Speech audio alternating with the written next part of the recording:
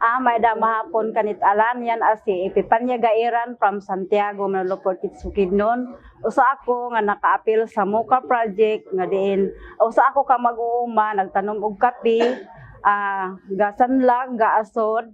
Then kani nga kape mga tanom ba sa kaamong kapu-apuhan. So nagpasalamat mi sa project MUKA nga ditudluan mi kun unsaon pag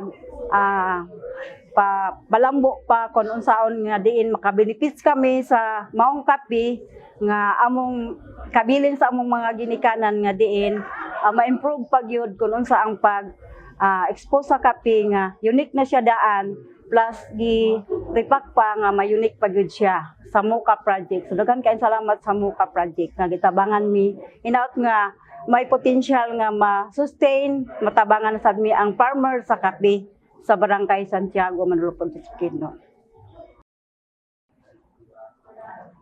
May dapon kay talan, natunan ko lahi ko yo napunan ha lugar pero sa buwas sa tumong tao kundili pagtabang ng mga atiw farmers doon nagkalain na lugar. So siguro ayan si Michael Iba sa buha binipasyaryo ho project MUKA. So sa natunan ko so doon ho kuan project MUKA pinagyo pag abilo mga seminars sa usa na niini ang food safety. Kami sa among tribo na namin natural nga pag himo og kape which is mao ni ang kape inasod sa among kultura pero pinagi sa project MUKA nakabalo mi unsaon nga mas epektibo og safety ang among paghimo og kape inasod. So dako kayo ang ikatabang kini sa og dako ang akong pasalamat gikan sa Canadian government o kani sa UPLB and NBAC o sa gikan sa LGU ilabi na gipanguluhan ni Ma'am G. Macania o sa among Batman nga nasahin dito sa among nga mao si Ma'am Marjorie Lumihay.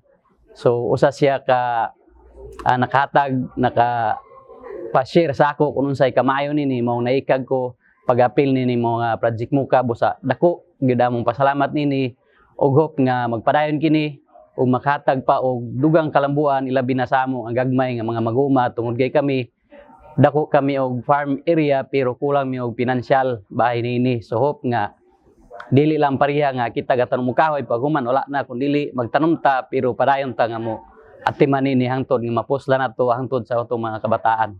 So kana lang siguro og mayong hapon sa atong tanan. Og manlain ka to ang Ginoo.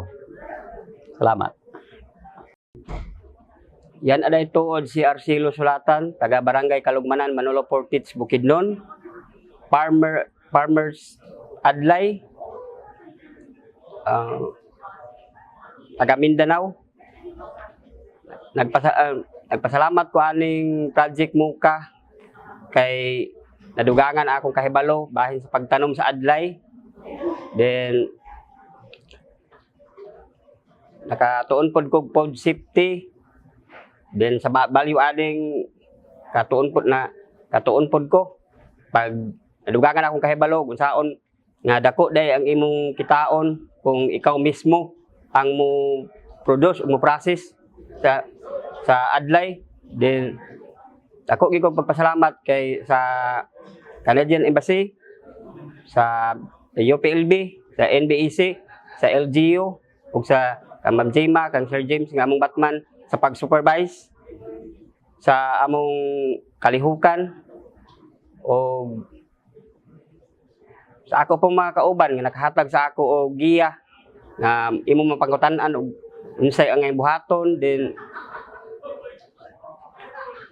siguro basta sobra kadaghan galisod ko og kuan sulti kay kuan sobra kadaghan. Thank you.